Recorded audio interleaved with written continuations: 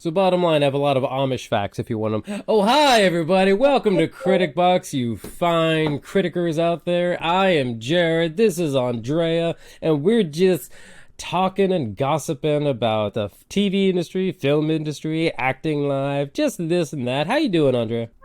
I can't even complain. Yeah? Beautiful outside. Summer's finally officially arrived. I'm busy. I'm doing things. I mean, there's a lack of sleep aspect, but otherwise, it's better than doing nothing. I mean, and I'm also going to asterisk that it's beautiful outside. I'm going to say it's muggy as hell outside, and I ain't going out there. Yeah, well, I took my first trip to the beach this year yesterday. Oh, nice. I was like, oh, look at that lake water. That warm brown lake water on that rocky shore. Let's get going because we got things to do today. Namely, let's watch some trailers. Cool. As always, we go in blind, have no idea what it is. Is it a new Kalki? Oh my God, it's a new Kalki. Okay, I need to understand what's going on with this film. Like, how do you have multiple trailers? Okay, I get multiple trailers for the same film, but No, we could actually talk about that real quick. A lot of movies, apparently Marvel does this a lot, has been doing this a lot, DC has been doing this a lot, Kalki evidently every week has a new trailer. They were just pumping out trailers and trailers and trailers. I think it's too many. I think the industry needs to slow down on their trailers. You need 2 trailers. You need a short little 15 to 30 second sizzle reel to get me interested, and then give me the minute 30 to 2 minute full trailer. Boom, that represents your movie. Don't give me every week churning out here's the same clips in a different order. Here's another little tiny snippet here. It's I can't keep chasing all these trailers. Come on, I got a life. There's other movies out there.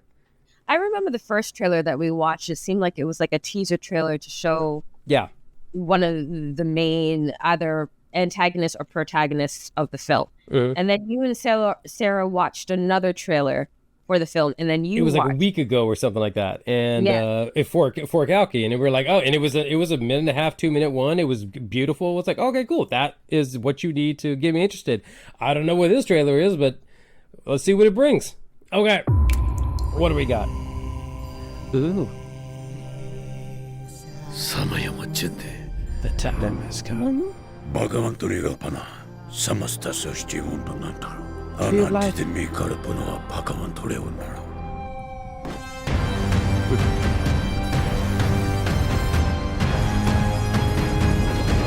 Little boot. రేపటి కోసం ఈరోజుని చంపితే రేపేలా ఉంటుంది? నేను కాపాడుతా. Smack. ఒక పెద్ద bounty. 1 shot కాంప్లెక్స్కి వెళ్ళిపోతా.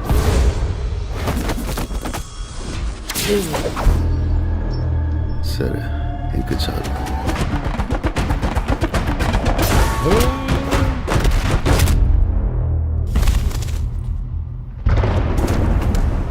ఎన్ని యుగాలైనా ఎన్ని అవకాశాలు ఇచ్చినా మనిషి మారలేడు. చీకటే చాలదా ధర్మముకే పాటరా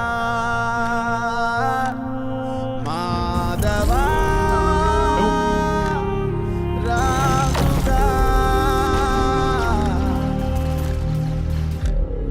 మరచితివేమో మాటని. Fancy chains. ఇది కాదా కలికాలం ఇక చాలి పెను శాపం పెరిగేనా మహాపాపం సరిపోదా వరవేదం మాధవా. Kalki. ఇంతవరకు ఒక్క ఫైట్ కూడా ఓడిపోలేదు. ఇది కూడా ఓడిపోను.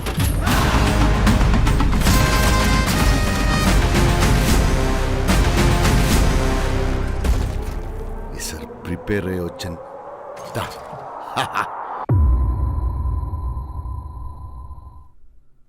Okay. So here's what I picked up.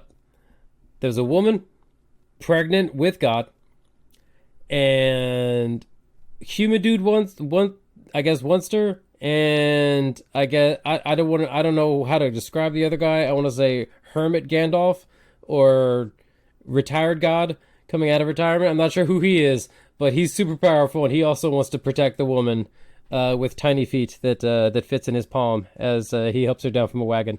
So that's what I'm getting. All right, so seems like evil corporate CEO dude wants this woman with the baby god, and old school monk wants to protect the woman with the baby god, and fighting ensues. A lot of fighting, a lot of people flying, just one dude just bitch slap, bam, everybody, like 3-4 people go flying. Another dude just like kick, oh, it's like 10 people go flying. Like, just everyone's jumping around. I'm sure this is based off of an old storyline that is very well respected in India. I do not know it, but this is what I picked up from the trailer, and it seems really cool. Seems like a really cool movie. I want to thank you for that synopsis of what you think the movie is about, based on the trailer. Mm-hmm. That was highly entertaining. What I'm getting from this trailer, and I wanted to see this movie when I saw the first trailer, and I actually still want to see this movie, and I actually want to see it more now because it's giving me.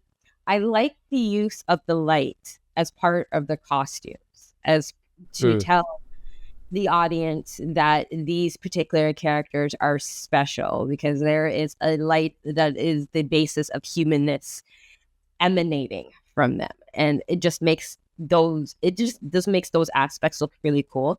But it's giving me like Dune 2, Star Wars, type of vibe, and I just like the I like the production design, and I like the cinematography in this one. I really like Nag Ashwin's vision for this particular world. It's an original screenplay that he wrote, was off of the success of his last Indian movie, and they were like, well, you know what? You did so good the last time. We're just going to give you 72 million American dollars this time. How that? Well, that ball's rolling. Let's keep it rolling. You know what I mean? And I think he spent that money well. I mean, and the story there, and like I've commented this about other Indian movies, so it's just like there's always this underlining story of good versus evil, or the human condition and how we can make it better, and the trials and obstacles that we have to overcome. And if you were looking at the subtitles at the bottom of the screen for the song that was playing, they're like, listen, we've been here before, we've done this, it needs to stop.